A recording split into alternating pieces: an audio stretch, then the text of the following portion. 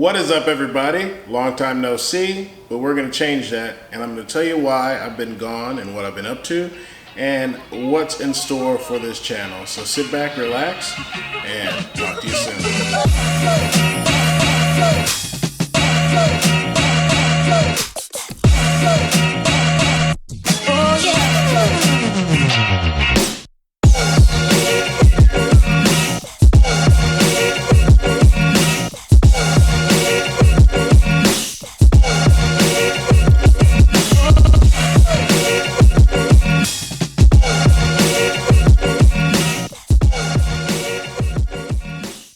So, what have I been up to? Been doing a lot of traveling. Worked for Sony to get them content for their awesome 4K HDR TVs. You can see that playing wherever 4K HDR Sonys are sold. If you have a local Best Buy, you can walk in there and see my Grand Canyon footage. We got a lot more footage coming out with them. We've got places like Washington, D.C., Arizona, Utah, Colorado. So we've been to a lot of places. But what have I been up to? So specifically, I sat there and thought about, they want my content to be 4K HDR, so I sit there and turn it into them, give it to them, and they render it and make it all pretty, and it looks great on their TVs. But I wanted to do it myself. I wanted to learn how to go to 4K HDR. And HDR, what I'm referring to it is, I'm not talking about like when we take pictures as photographers, the tone mapping and blowing everything out and making everything look perfect. No, I'm actually talking about HDR technology that's being used on TVs right now. The awesome contrast you can get, the bright brights, the dark darks, the billions in colors from the 10-bit to 12-bit, which they render it. And HDR is kind of like a crazy Wild Wild West thing right now.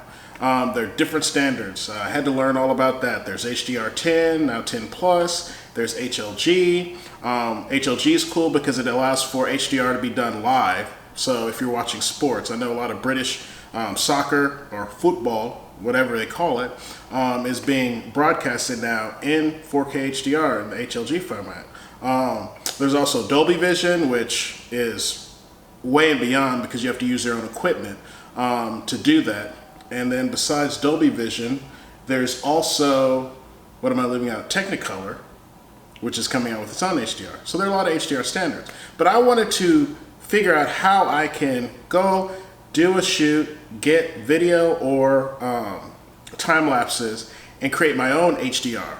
There are a couple places you can play them now. Vimeo is awesome. It allows you to put HDR content up, as well as YouTube. So I wanted my content to be kind of ahead of the game. So what I did for the last couple months is I built a PC. I've got a great Dell monitor that shows true HDR, and the PC allows me to basically turn a lot of my content into HDR. It was a long process. There's not a lot of information out there about it. So I had to ask a bunch of people, read the I think they're like, it's awful. They're like 2 tutorials online, actually 3 now.